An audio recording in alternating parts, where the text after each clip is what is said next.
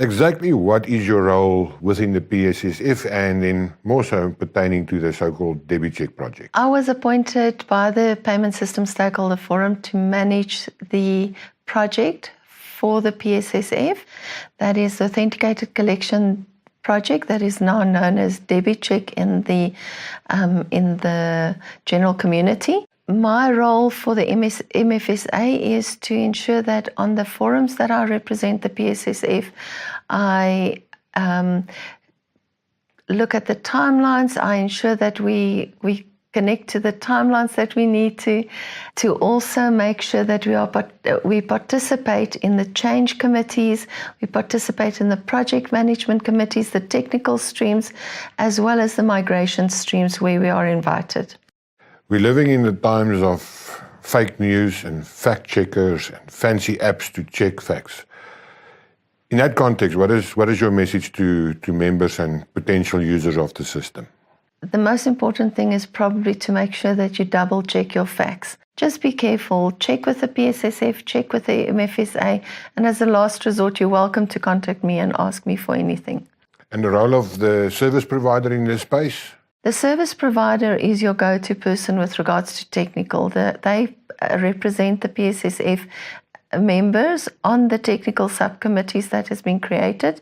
They will be able to provide you with all the technical information you require to be able to participate in debit check. Now, we are aware that there are some of the MFSA members that go directly to their bank. They must just make sure that they get the relevant technical specifications, user specifications from their banks, and to ensure that they can participate with the rest of the industry when the go live is on the 1st of July 2018. We have a directive which was issued by the South African Reserve Bank. What is the facts around that directive at the moment in terms of the rollout and implementation plan? There's two dates that people need to take cognizance of. Come February 2019, you will not be able to register any new ADO and NADO contracts, that is authenticated early debit orders and non-authenticated early debit orders in the industry.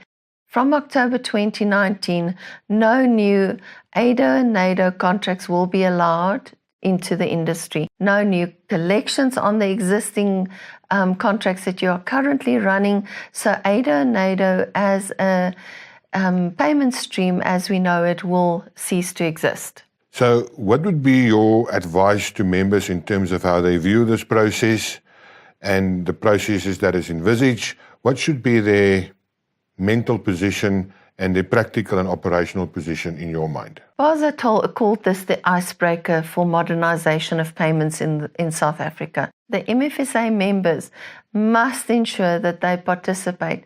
They must ensure that they contact their banks, their system operators. There is no avenue out of this. We will, as of February 2019, as of October 2019, have to be functioning fully for debit orders on authenticated collections. What would you say to the members say, but we are small and we are right on the outer edge and there's nothing we can do? What would your message to that business be?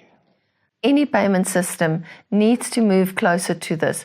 They need to participate in this project. They need to make sure that they develop what they need to do in order to support their consumers to continue with business as is.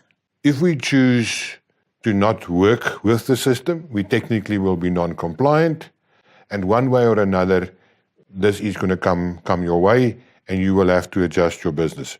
Spot on. We can't have people in the national payment system that does not comply to the regulation. If they choose not to comply, they are welcome to move their debit orders into the electronic funds transfer, the EFT stream, which will then not be in the early morning window. So this whole project is geared around the early morning collection window.